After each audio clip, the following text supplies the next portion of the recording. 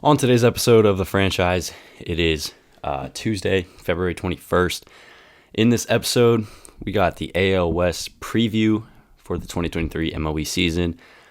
We've done position by position, so now as we get closer to the start of the MLB season, I'm going to go through every single division, give you my picks for who's going to win it, how each team's going to do, just an overall prediction for each division. And then we'll also talk real quick about Russell Westbrook in this episode. But yeah, we're gonna go through the AL West in this one. We got all of the other 5 divisions to do in Major League Baseball before the start of the season. But before we get into today's episode, as always, Franchise is available on YouTube, Spotify, and Apple Podcasts. All right, first we're gonna start with the quick Russell Westbrook. He got bought out by the Utah Jazz after at the deadline being traded from the Lakers to the Jazz.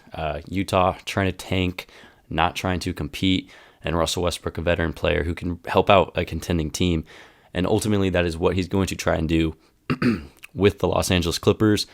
The whole season, the Clippers have been looking for a point guard. They've been looking for a playmaker, a ball handler, a true point guard on their roster.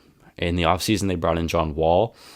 But the problem for them, and they also had Reggie Jackson to begin the season. Both those guys are out, no longer on the Clippers.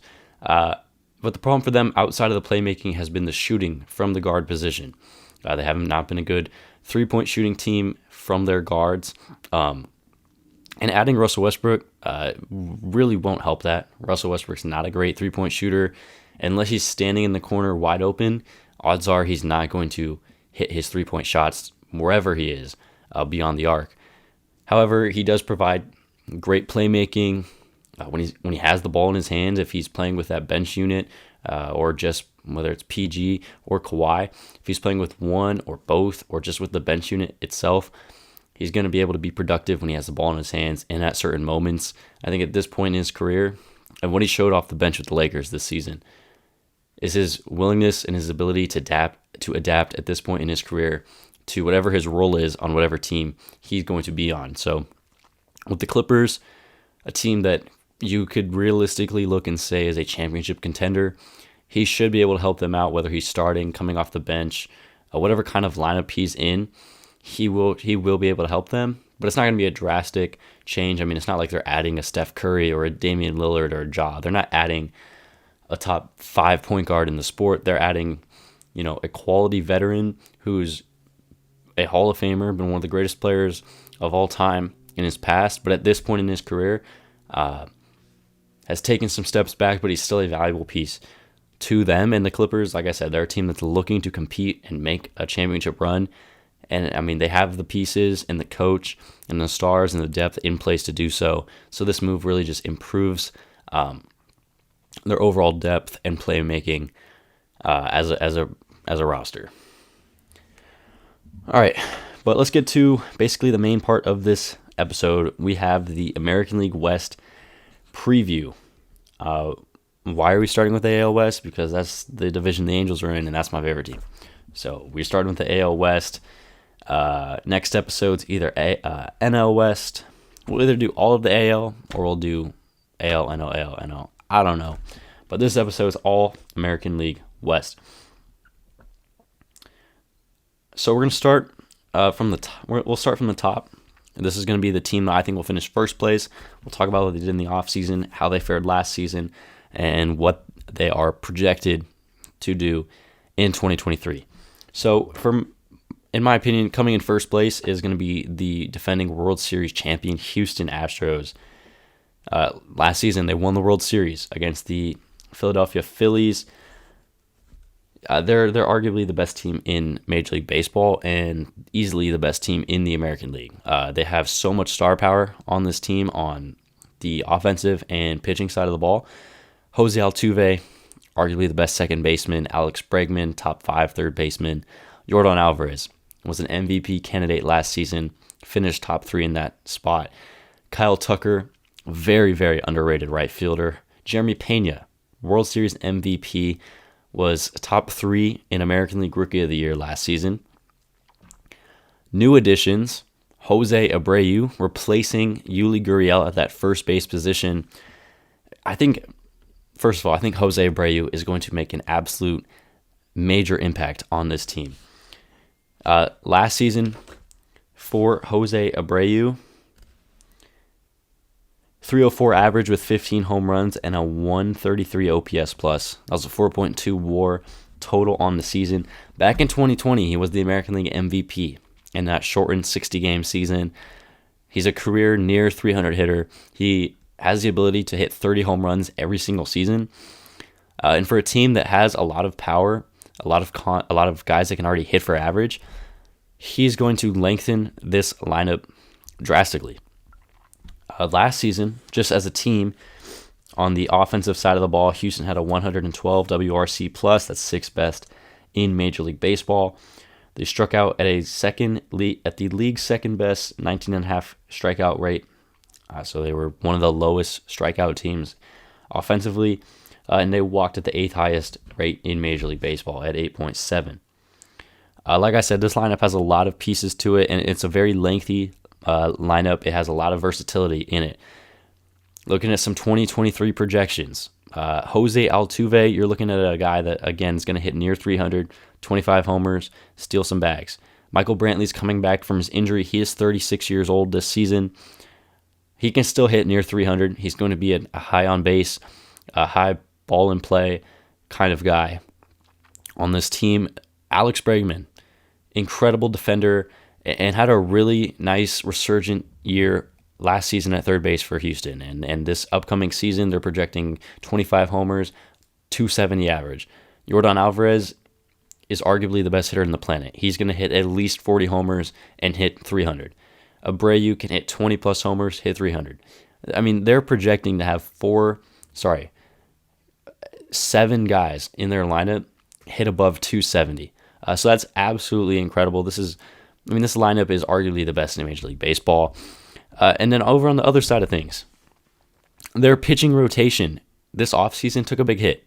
All right, they lost Justin Verlander, the American League Cy Young winner, the best pitcher on their staff, and one of the best pitchers in all of Major League Baseball.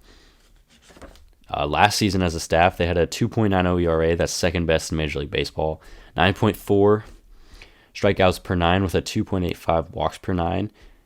And then defensively, as a defensive unit, they had 67 defensive runs saved. That's fifth best in baseball. So this team can hit, they can field, and they can pitch. And losing Justin Verlander, a Cy Young, is definitely a big deal. However, this team's still really stacked on this pitching side of the ball.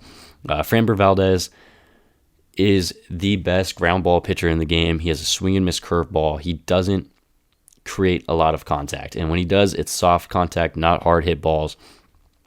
He's one of the best young left-handed pitchers in the game. Christian Javier, this guy had a breakout season last year, was a part of the combined no-hitter against the Yankees, had lots of success in that starting rotation. And this year, you're looking at him starting 29 to 30 games. And he can be a guy that could honestly be a Cy Young candidate this season. Lance McCullers Jr. has been a solid pitcher throughout his entire big league career, which has spanned over 7 seasons now. Luis Garcia and Jose Urquidy round out the rotation. Those guys can have really on or really off games, but when they're on, they're on, and when they're off, it's not like they're the worst pitcher in the sport. They're just a guy that's going to give up a good amount of runs. But this rotation did take a hit. However, they're still arguably one of the top 5-6 rotations in Major League Baseball, and then that bullpen is very solid as well. So the Astros, I think they're going to win the division.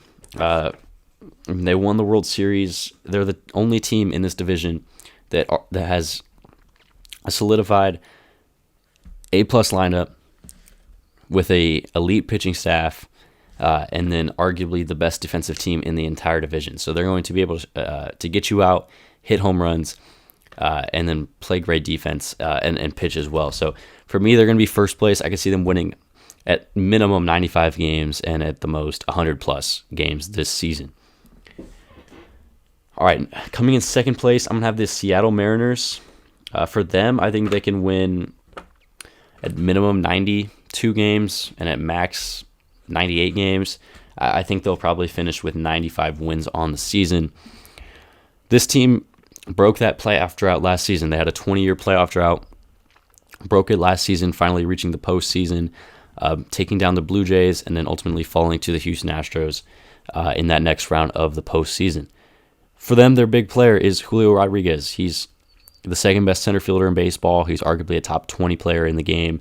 He's a 30 homer, 30 stolen base, 275 to 300 batting average player. In his first full season last year, won Rookie of the Year, arguably should have won the Home Run Derby, All-Star, led his team to a playoff berth for the first time in 20 seasons. But he's not the only reason that this team is good. Ty France, All-Star first baseman last season. This guy's got a lot of pop. He can hit for average, and if they need him to, he can play second or third base. Eugenio Suarez is a guy who can hit 30 homers. He's going to strike out and not hit for a high average, but he's a threat at the plate. Teoscar Hernandez, they brought him over from the Toronto Blue Jays in the offseason. That was a great pickup, former All-Star a few seasons ago. Colton Wong, they signed in free agency. He's a former Gold Glove winner. He's a 15-homer, 250 average guy who can play elite defense at second base. Cal Raleigh is an underrated catcher. I didn't even have him in my top 10 catchers, I think, at the end of the season. The 2023 season, he'll definitely be there.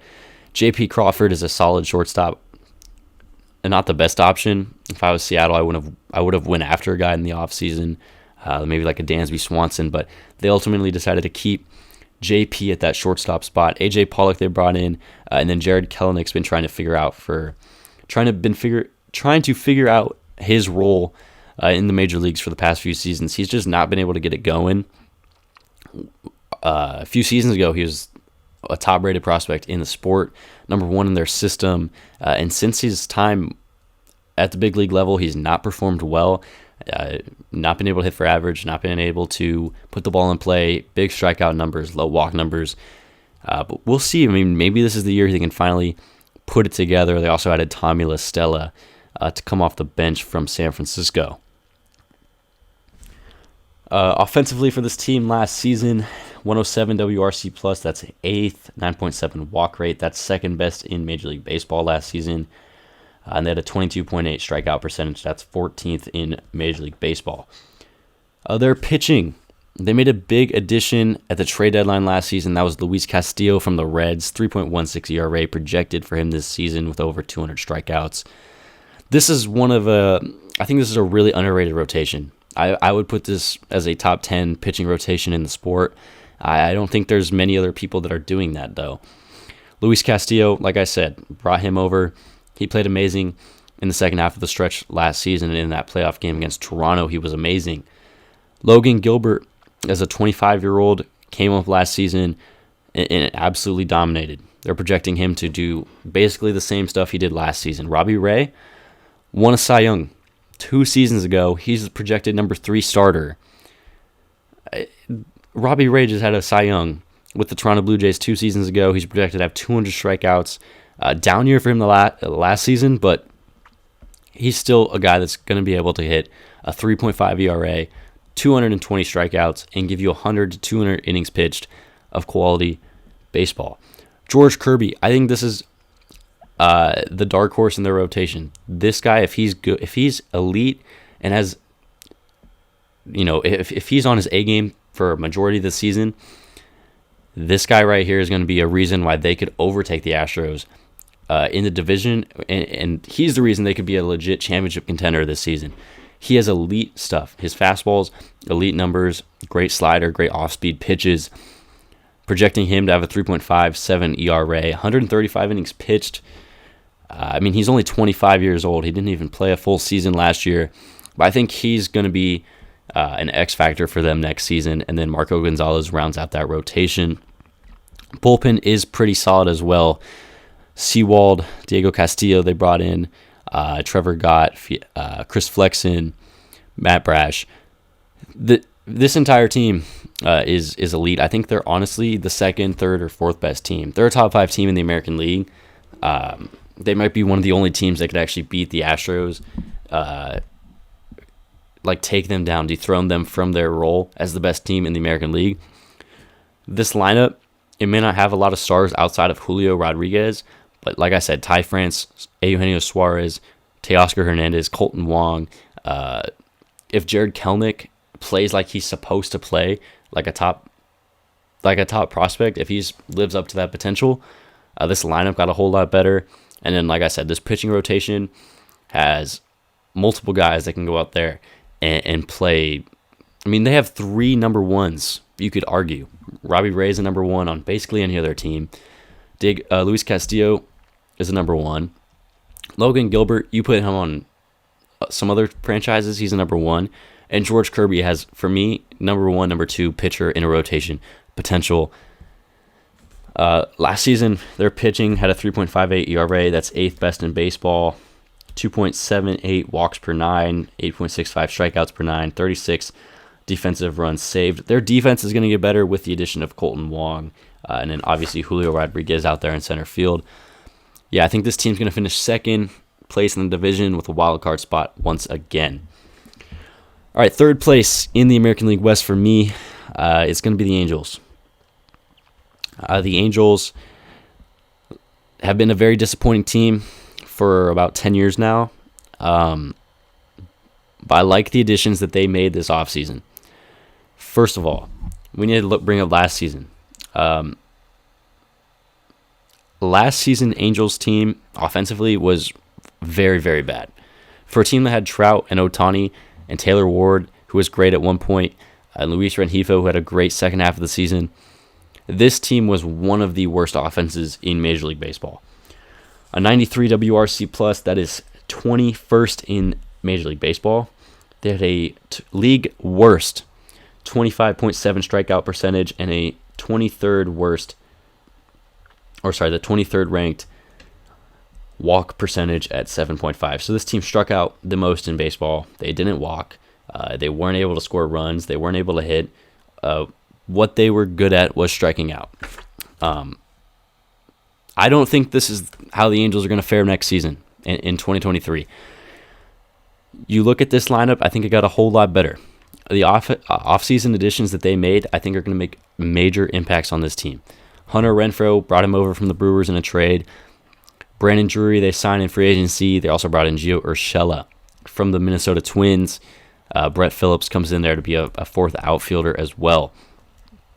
But you look at this projected lineup. Taylor Ward, Mike Trout, Ohtani, Rendon, Hunter Renfroe, Drury, Jared Walsh, Logan O'Hoppe, arguably one of the best. I think he's a top 5 catching prospect in the sport. And then Luis Rengifo rounds out that lineup at the shortstop position. Fangraphs is projecting this team to appear to be one of the best offenses in Major League Baseball. Taylor Ward is projected to have 21 homers, 260 average.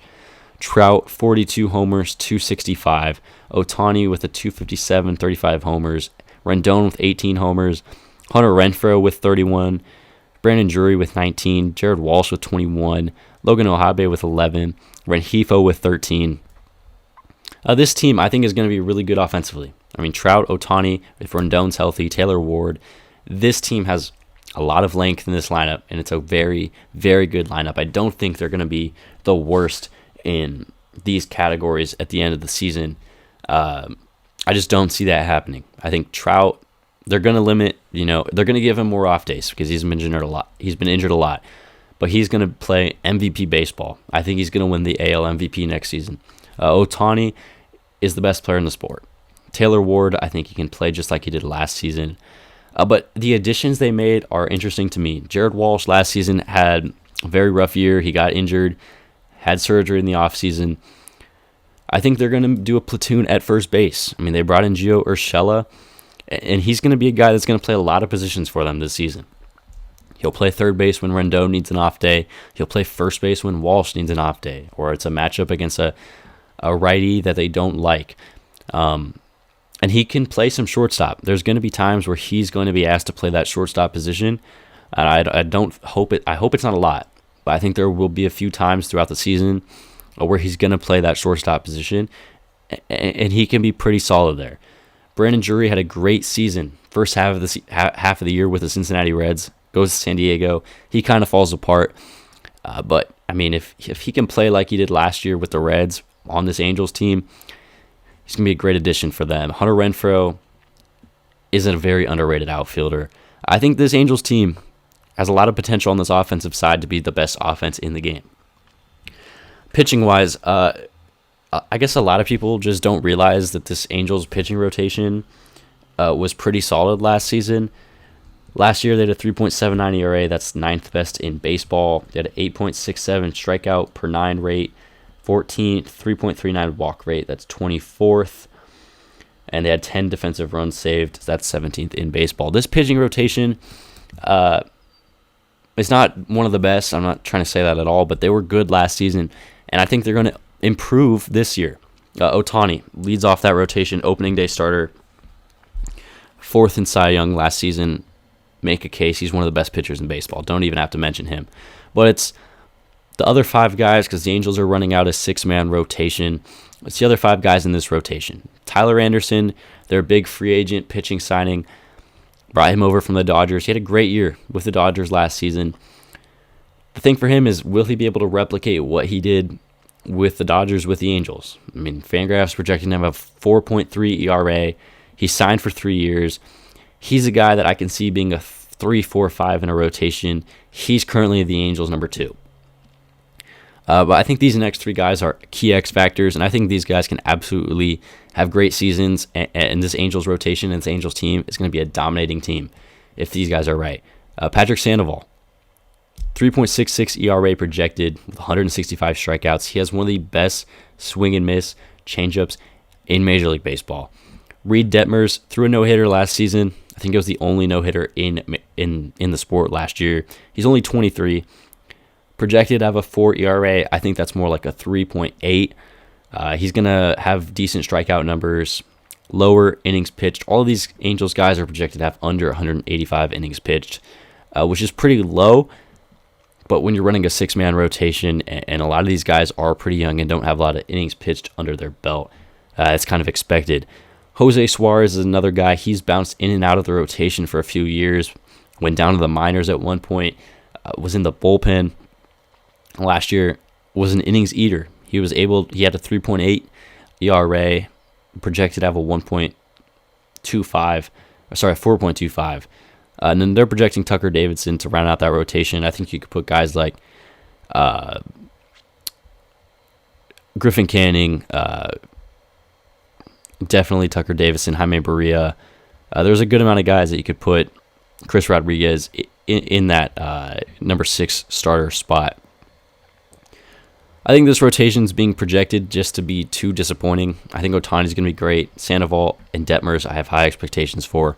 Suarez should be the same as he was last year. And then for me, the only real question mark is Tyler Anderson, because there's a lot of guys that have 1 year with the Dodgers or 1 great year with the team, and then they go in free agency to a new ball club, and then they just fall apart back to how they used to be earlier in their career. This bullpen has a lot of questions. Riding Carlos Esteve from the Rockies. Jimmy Herget was good last season. Tepera was horrible for the Angels last season. Matt Moore they just brought in. Aaron Loop was bad. Wentz was okay. Jose Quijada was amazing for the Angels. And then Jaime Barria barely pitched at all for them last season. I think this team floor is an 83-win team, and the ceiling for this team is 95 games. I think they will ultimately be fighting for a playoff spot. I think this lineup's going to be too great. And then, I mean, if they're winning at the deadline, they're going to go all in on trying to bring back Ohtani and trying to improve this roster at the deadline. So for me, they come in 3rd place. Wouldn't be surprised if they disappoint again, but I think this team's just too good on the offensive side of the ball to be historically bad once again. All right, 4th place in this division is, for me, the Texas Rangers. With all of the offseason moves they made, the conversation has been that they're going to be better than the Angels. I just don't see that happening because all of their additions were on the pitching side of the ball. And the additions they made, honestly, I don't see how many of them are actually going to work out. But let's start with the lineup first. Marcus Semien and Corey Seager both brought in last season. Both those guys should be awesome for them. Corey Seager is a great shortstop, 30-homer guy. Semien, same thing for him, playing that second base position. Nathaniel Lowe, great first baseman. Adolis Garcia is an amazing outfielder. Jonah Heim is an underrated catcher. But it's the rest of this lineup for me. Josh Jung, has very little service time. He's going to be a rookie this year, projected to have 21 homers, but he's going to be a rookie. We'll see how he does. He could have a very disappointing season. Their DH is Brad Miller. This guy is not a good offensive player. Robbie Grossman is about as mid as it gets out there. He's not going to be able to hit for homers, and he's going to strike out at a very high clip. Taveras, I don't know anything about this guy. He's 24. I guess he has some potential. And then their bench is very thin as well. Mitch Garver is pretty mid. Ezekiel Duran, Mark Mathias, and Josh H. Smith. I don't know much about these guys. Not a lot of their offense has a lot of service time. So a lot of these guys are very young hitters. And they have a lot of opportunities to struggle. I mean, Josh Jung is one of the best prospects in baseball at that third base position. So he could obviously break out and be a big piece of, to this team's success. I just don't think their offense is as good as a team, for example, like the Angels. I think the Angels have a better offense 1 through 9 than the Rangers do 1 through 5. And then all of their additions were the pitching rotation. This pitching staff basically is completely different. There's 2 remaining starters on this team. That's Martin Perez, great season last year, accepted that qualifying offer, and then John Gray, who they signed last season from the Rockies. But they brought in Jacob deGrom, who is the best pitcher in the sport. The thing for deGrom has been injuries. Over the past 2 or 3 seasons, I think he's barely pitched 100 innings.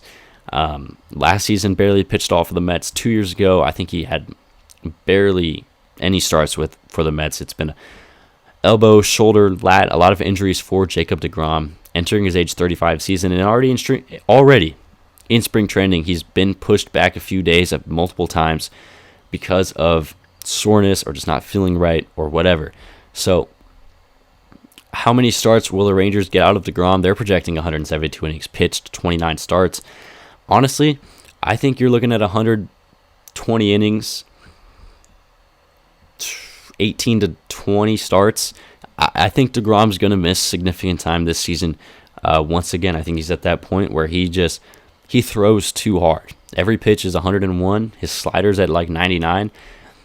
Yeah, he just tries to throw the ball as hard as he can, and I think that's ultimately is going to keep him out for extended periods of time throughout the rest of his career.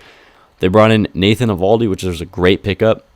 He was injured a little bit last season for the Red Sox, but when he's healthy, he's one of the best pitchers in the game.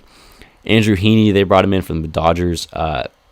He pitched good for the Dodgers last season, but I think he's one of the worst pitchers in the game. I mean, you look at the year he was with the Angels and then got traded to the Yankees. He was absolutely horrible for both of those teams. They brought in Jake Odorizzi, and then this bullpen is pretty bad as well. Jose Leclerc is solid. Joe Barlow is pretty good. But the rest of this bullpen is just not a good bullpen. Their rotation has a lot of question marks, and this lineup is pretty thin. So that's for me why they come in 4th place for me. Just looking at last season, 98 WRC plus, 19th, 24 strikeout rate, 6th worst in baseball, and in the rotation at a 4.22 ERA last season. I think a ceiling for this team is 81 wins, and the floor is like 72. So I'd put them somewhere in the middle, around 75 wins for the Rangers next season. All right, coming in last place, this is going to be the Oakland A's. Honestly, I don't know a lot about this team because it's a lot of guys I haven't heard of before, and they're going to be absolutely horrible. For me, this is the worst team in baseball. All of Major League Baseball is the worst team. I think I just don't see any bright spots on this team in 2023. Looking at the lineup, you're looking at Tony Kemp, Ramon Laureano, Seth Brown, Jesus Aguilar, Jace Peterson, Shea Langlingers, JJ Bleday, Nick Allen, Esteury Ruiz. Yeah, I mean, this team's going to struggle in 2023. I mean, Tony Kemp doesn't give you a whole lot of offense. He's probably going to be shipped out at the deadline. Ramon Laureano has had a lot of ups and downs in his career. He has a great arm. He's going to hit 20-plus homers, but he's just not one of the most not one of the most productive offensive players. Seth Brown, great power numbers. Jesus Aguilar, same thing for him. He just strikes out a lot. JJ Bleday, They just traded for him. He's at one point one of the Marlins' top offensive prospects. This guy can hit for power, but he strikes out and doesn't walk. He's really like a Joey Gallo type player. Yeah, I think this team's going to be horrible. Christian Pache is a great player. I like him. He just has no offense. He's one of the best defenders in that center field position in Major League Baseball. He just cannot hit to save his life. This team's going to suck. Last season, offensively, they were one of the worst teams in baseball. They had 81 WRC plus. That's second worst in Major League Baseball. 23.7 strikeout rate, 11th worst, and a 7.4 walk rate. That's 25th best. That's ranked 25th in baseball. For the pitching rotation, they had a 4.54 ERA. That's 25th. 7.57 strikeouts per nine, 26th. 3.17 walks per nine, and a negative 29 defensive runs saved. So this team can't hit, they can't pitch, and they can't field. So that is a recipe to be the worst team in baseball. This rotation, Blackburn is solid, Kapurian is okay, and then the rest of this team, I've never heard of any of these guys before. So this team's going to suck. They sucked last season. They're going to suck this year, and they'll probably suck for the next 3 to 5 seasons as they try to rebuild and spend absolutely zero money on their big league roster because they think they're a small market team. They think they're not worth anything. They don't think they gain any profit. They like to spend their payroll for 2023 is $58 million. Jacob deGrom and Max Scherzer make more than $58 million this season combined. So the Oakland A's, I think they're one of the worst run franchises in the sport, and they're going to be absolutely horrible this next season. They're just not trying to win. They're trying to tank, trying to rebuild that farm system, which isn't really anywhere. They don't have a lot of great prospects, so it's going to be a long time until the Oakland A's are good again. And I think the ceiling for this team is 60 games, and the floor is 50 games. I think they're going to win about 56 games next season. So that is my AL West predictions. How many of these teams do I think will make the playoffs? I think max 3, minimum 2. I think you're looking at the Astros and Mariners are locks to make the postseason. With the Angels on the bubble, you could either put them in or put them out, depending on how the seasons go. And then the Rangers and A's, I think, are guaranteed misses for the postseason. But yeah, that's my AL West preview. We'll be back very soon, whether it's tomorrow or in the next few days, as we continue to go around the sport. We're going to go every single division before we get to the start of the season, ranking these teams, and then ultimately, once it's all said and done, we'll do playoff predictions, awards, all of that stuff as we gear up for the 2023 MLB season. We got some NFL draft coming up very soon. We're going to start doing quarterback rankings. There's some surprises in my QB rankings for the NFL draft. NBA is starting back up soon on the All-Star break, and then March Madness is in a few weeks. So that's going to do it for this episode of the franchise AL West preview. We'll be back very soon, like I said, with the rest of Major League Baseball. Franchise available YouTube, Spotify, Apple Podcasts. Thank y'all for watching, listening, and we'll see y'all later.